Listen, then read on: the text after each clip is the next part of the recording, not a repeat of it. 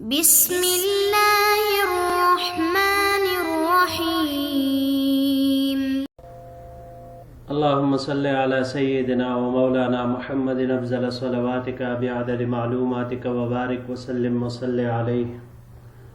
بسم اللہ الرحمن الرحیم۔ عزیز طلباء کرام، مختارات من ادب العرب سے بحمد اللہ تعالی آج ہمارا 85واں سبق ہے، اور جو مضمون آج ہم شروع کرنے جا رہے ہیں اس کا عنوان ہے النبوۃ المحمدیۃ و آیاتها صلی اللہ علیہ وسلم۔ نبوت محمدیہ صلی اللہ علیہ وسلم اور اس کی نشانیاں۔ یہ مضمون علامہ ابن تیمیہ رحمہ اللہ کا وضع کردہ ہے، تو ان کے بارے میں تھوڑا سا اجمالاً جانتے ہیں، ورنہ ان کی شخصیت کے حوالے سے ذکر کرنے کے لیے بہت سارا وقت درکار ہو تو بھی وہ کم پڑتا ہے۔ ان کا نام احمد ابن عبد الحلیم ابن عبد السلام ابن عبداللہ ابن ابی القاسم ابن تیمیہ الحرانی ثم الدمشقی۔ شیخ الاسلام اور ابن تیمیہ، ان سے زیادہ ان کو شہرت حاصل ہوئی۔ ان کی پیدائش کے متعلق علماء نے لکھا ہے کہ 10 ربیع الاول کو 661 ہجری میں حیران میں آپ کی پیدائش ہوئی۔ پھر 7 سال بعد 6 سال بعد آپ کے والد گرامی آپ کو لے کر دمشق منتقل ہو گئے۔ وہاں پر آپ نے عبد دائم، قاسم ارولی، ابن ابی عمر وغیرہ حضرات سے سماعت حدیث فرمائی۔ اس کے ساتھ ساتھ آپ خود بھی چونکہ پڑھتے رہے، تو علوم میں انہوں نے اتنی مہارت حاصل کی کہ متفق فی الدین ہو گئے، اور اللہ نے آپ کو ایسا ملکہ عطا فرمایا تھا کہ صحیح اور غلط میں اس طرح تمیز کرتے تھے کہ جس کی وجہ سے آپ کو اپنے زمانے کے ہم عصر پر ایک خاص طرح کی فوقیت حاصل ہو گئی تھی۔ فراغت کے بعد اپنے تدریس، تصنیف اور افتاء وغیرہ کے کاموں میں مشغول ہو گئے۔ غیر معمولی قوت حافظہ اللہ جل شانہ نے ان کو عطا فرمایا تھا، اور مسائل میں سرعت استحضار، چاہے معقولی و منقولی علوم، ان میں اللہ نے ان کو ایک عجیب طرح کی وسعت عطا فرمائی تھی، اور سلف اور خلف کے مذاہب پر اس درجے میں عبور رکھتے تھے کہ انسان سوچ کر ہی حیران رہ جاتا تھا کہ آپ انسان تھے یا کوئی مشین، کہ کس طرح ہر ایک چیز آپ کو لفظ بلفظ، حرف بحرف وہ صحیح طرح سے یاد ہوتی۔ آپ کی زندگی کے حالات عجیب طرح سے رہے ہیں۔ چند ایک مسائل میں چونکہ آپ کا تفرد رہا ہے، تو جس کی وجہ سے پھر آپ کو کال کوٹریوں میں بھی زندگی گزارنی پڑی، لیکن ان کال کوٹریوں میں، جیلوں میں بھی ان کا علم وہ رک نہ سکا، بلکہ وہاں پر بھی یہ اپنے تصنیف اور تعلیف کا کام کرتے رہے۔ جب قلم میسر نہ آتا تو کوئلہ لے لیتے، کاغذ میسر نہ ہوتا تو جیل کی دیواریں ان کو کاغذ بنا لیتے۔ ان کے شاگردوں میں سے جو سب سے زیادہ جنہوں نے شہرت پائی وہ حافظ ابن قیم رحمہ اللہ ہیں۔ علامہ ابن تیمیہ رحمہ اللہ کے مکمل احوال کے لیے مختارات من ادب العرب کے مصنف کی کتاب تاریخ دعوت و عزیمت، جو علامہ ابو الحسن علی ندوی رحمہ اللہ نے مرتب فرمائی ہیں، اس میں بڑی تفصیل کے ساتھ ایک پورے جلد کے اوپر تقریباً ان کے احوال اور حالات وہ مرتب فرمائے ہیں، تو لہٰذا وہاں دے کر ان کے حالات وہیں پر دیکھے اور پڑھے جا سکتے ہیں۔ ان کے وفات کے بارے میں ہے کہ 20 ذوالقعدہ 728 ہجری کو پیر کی رات آپ اس دار فانی سے دار بقا کی طرف کوچ کر گئے۔ جی تو بڑھتے ہیں اپنے سبق کی طرف۔ وسیرت الرسول صلی اللہ علیہ وسلم من آیاتہ واخلاقہ واقوالہ وافعالہ وشریعتہ من آیاتہ وامتہ من آیاتہ وعلم امتہ ودینہم من آیاتہ وکرامات صالح امتہ من آیاتہ۔ حضور صلی اللہ علیہ وسلم کی سیرت، آپ صلی اللہ علیہ وسلم کے اخلاق، اقوال، افعال اور شریعت، اور آپ صلی اللہ علیہ وسلم کی امت اور اس امت کی علم اور دین اور امت کے نیک لوگوں کی کرامات، یہ آپ صلی اللہ علیہ وسلم کے نبوت کے سچے ہونے کے علامات میں سے ہے۔ من آیاتی ہی، یہ ساروں کے ساتھ ہم نے ایک ہی مرتبہ لگا دیا، ورنہ اگر آپ چاہیں تو الگ الگ بھی اس کا ترجمہ کر سکتے ہیں۔ وذالک یظہر بتدبر سیرتہ من حین ولد الی ان بعث، آپ صلی اللہ علیہ وسلم کی پیدائش سے بعثت تک، ومن حین بعث الی ان مات، اور بعثت سے وفات تک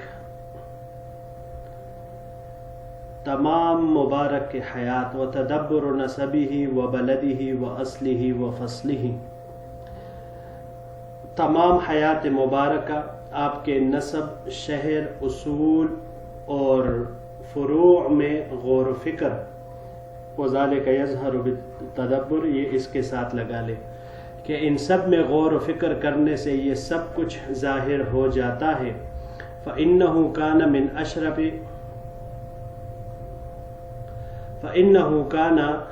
اشرف اہل الارض نسبا، کیونکہ من صمیم سلالت ابراہیم، کیونکہ آپ صلی اللہ علیہ وسلم زمین والوں میں سے خالص ابراہیم علیہ السلام کے نسل میں ہونے کی وجہ سے، الذی جعل اللہ فی ذریتہ النبوۃ والکتاب، کہ جن کی اولاد میں اللہ تعالیٰ نے کتاب اور نبوت ودیعت فرمائی، فلم یأت نبی من بعد ابراہیم الا من ذریتہ، آپ صلی اللہ علیہ وسلم انتہائی اعلیٰ نسب کے تھے، اور حضرت ابراہیم علیہ السلام کے بعد جو بھی نبی آیا وہ ابراہیم علیہ السلام کے اولاد ہی میں سے وہ رہا ہے۔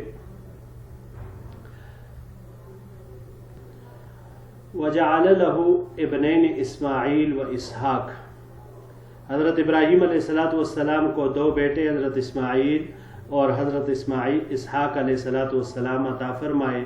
وذکر فی التوراۃ ھذا وھذا، اور تورات میں ان دونوں کا تذکرہ فرمایا۔ وبشر فی التوراۃ بما یکون من ولد اسماعیل ولم یکن فی ولد اسماعیل من ظہر فیما بشرت بہ النبوات غیرہ،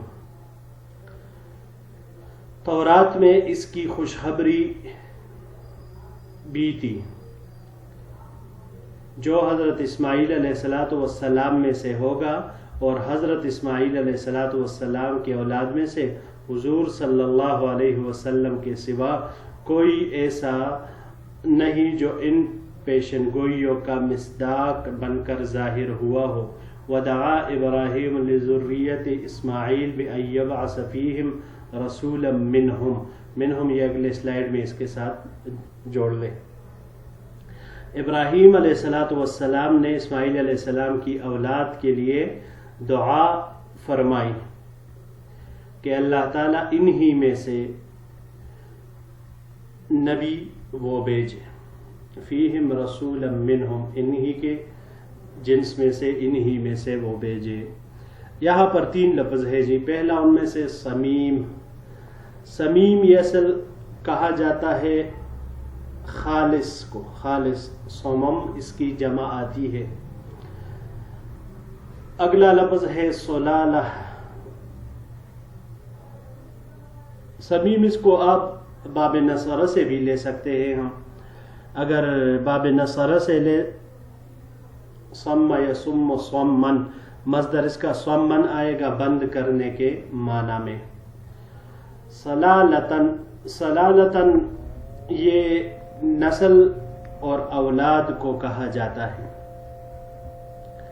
اس کو اگر ہم باب نصرہ سے لے لیں تو باب نصرہ سے لینے کی صورت میں یہاں پر یہ استعمال بھی باب نصرہ سے ہوا ہے۔ سلن مصدر اس کا آتا ہے، آہستہ آہستہ نکالنے کے معنی میں یہ آتا ہے۔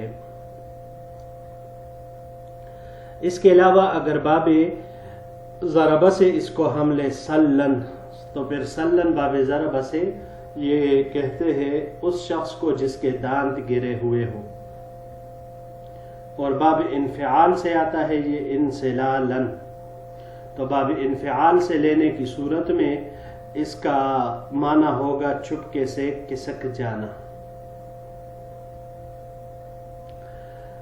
اگلا لفظ ہے جی بشر، بشر یبشر تبشیرن، یہاں پر یہ باب تفعیل سے استعمال ہوا ہے خوشخبری دینے کے معنی میں۔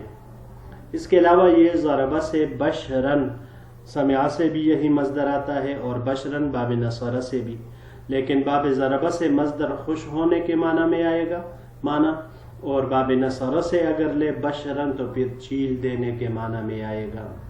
اور ابشر یبشر ابشارن باب افعال سے خوش ہونے کے معنی میں یہ آئے گا، اور باب مفاعلہ سے جب ہم اس کو لے مباشرتن تو پھر یہ جمع کرنے کے معنی میں آتا ہے۔ جی تو بڑھتے ہیں اپنے اگلے سلائیڈ کی طرف۔ ثم من قریش صفوت بنی ابراہیم، پھر بنو ابراہیم میں سے عمدہ قبیلہ قریش میں سے، یعنی ابراہیم علیہ السلام نے جو دعا فرمائی تھی کہ اللہ اسماعیل علیہ السلام کے اولاد میں ایک پیغمبر مبعوث فرما، تو وہ پیغمبر علیہ السلام کون؟ تو بنو ابراہیم میں سے جو عمدہ قبیلہ ہے قریش کا، تو قریش میں سے ہو۔ ثم من بنی ہاشم صفوت قریش، پھر قریش کے اعلیٰ قبیلہ بنو ہاشم سے، ومن مکہ ام القریٰ، اور شہر میں سے ام القریٰ مکہ المکرمہ، اس کو ام القریٰ کہا جاتا تھا بیت اللہ شریف کی وجہ سے۔ وبلد البیت الذی بناہ ابراہیم ودعا الناس الی حجہ ولم یزل محجوجا من عہد ابراہیم، اور اس مبارک گھر یعنی بیت اللہ شریف مراد ہے اس سے، کہ جس کو ابراہیم علیہ السلام نے بنایا اور تمام لوگوں کو حج کے لیے اس کی طرف دعوت دی، اور وہ گھر حضرت ابراہیم علیہ السلام کے دور سے لے کر اب تک برابر حج کرنے کی جگہ رہا ہے۔ مذکوراً فی کتب الانبیاء باحسن وصف، اور انبیاء کے کتب میں بڑے اچھے اوصاف کے ساتھ اس کا تذکرہ کیا گیا ہے۔ وکان من اکمل الناس تربیۃً، اور آپ صلی اللہ علیہ وسلم ونشأۃً، اور آپ صلی اللہ علیہ وسلم تمام لوگوں میں تربیت اور پرورش کے اعتبار سے کامل و مکمل تھے۔ وَلَمْ يَزَلْ مَعْرُوفًا بِالصِّدْقِ وَالْبَرِّ وَالْعَدْلِ وَمَكَارِمِ الْأَخْلَاقِ وَتَرْكِ الْفَوَاحِشِ وَالظُّلْمِ وَكُلَّ صِنْفٍ مَذْمُومٍ۔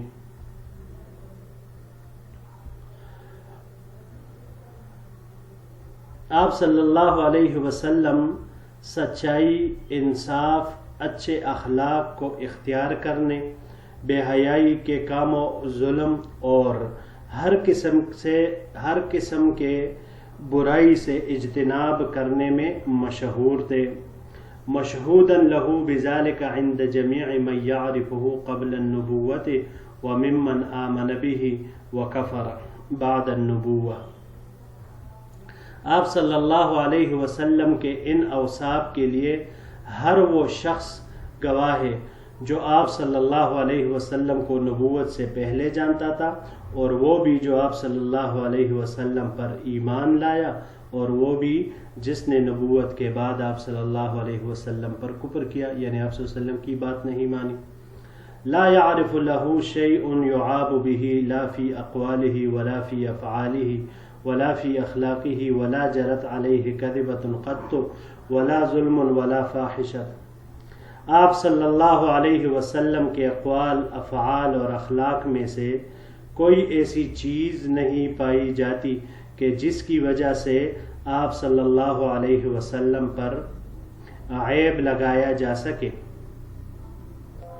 اور آپ صلی اللہ علیہ وسلم کے زبان مبارک پر کبھی جھوٹ جاری نہیں ہوا، اور نہ ہی کبھی آپ نے ظلم اور برائی، یعنی نہ کبھی آپ سے ظلم اور برائی صادر ہوئی۔ یہاں پر یہ دو لفظ ہے جی۔ پہلا صفوہ، یہ عمدہ اور خالص کو کہا جاتا ہے۔ اس کو جب ہم باب نصارہ سے لیں گے صفون، تو اس کا مصدر صاف ہونا آئے گا، اور اگر باب افعال سے ہم اس کو لیں اصفاءً، اصفا یصفی اصفاءً، تو پھر خالص محبت کرنے کے معنی میں یہ آئے گا۔ اس کے علاوہ باب تفعیل سے تصفیتاً، صاف ستھرا ہونے کے معنی میں یہ آتا ہے۔ ومکارم الاخلاق، مکارم الاخلاق یہ شریف اور عمدہ کو کہا جاتا ہے۔ اگر صرف مکارم کو لے لے، مکارم الگ الگ اس کا کر لیتے ہیں، چلے مکارم الاخلاق، مکارم کو صرف لے لیتے ہیں تو مکارم اس کا مفرد مکرم آتا ہے، یا مکرم عمدہ اور شریف کو کہا جاتا ہے۔ اخلاق کو کہا جاتا ہے، عادات و اطوار کو کہا جاتا ہے۔ تو مکارم یہ باب کرم سے کرمن مصدر اس کا آتا ہے، اور یہاں پر یہیں سے استعمال ہوا ہے، عزیز اور نفیس ہونے کے معنی میں آتا ہے۔ اور اگر اس کا مصدر کرمن آ جائے را کے سکون کے ساتھ، تو پھر کہتے ہیں کرم میں غالب ہونے کو۔ اس کو جب ہم باب افعال پر لے جائے تو باب افعال پر لے جانے کے بعد اس کا مصدر اکرم یکرم اکرامن آتا ہے، کریم اولاد والا ہونا، اور اگر تفعیل پر لے جائے تو تکریمن، کرم یکرم تکریمن، تعظیم کرنے کے معنی میں یہ آتا ہے۔ اخلاق کا بتا دیا کہ یہ عادت، خصلت اس کو کہا جاتا ہے۔ جی تو معزز طلباء کرام، یہی تک ہمارا آج کا سبق تھا۔ انشاءاللہ العزیز زندگی رہی تو پھر اگلے درس کے ساتھ آپ کی خدمت میں حاضر ہوں گے۔ السلام علیکم ورحمۃ اللہ وبرکاتہ۔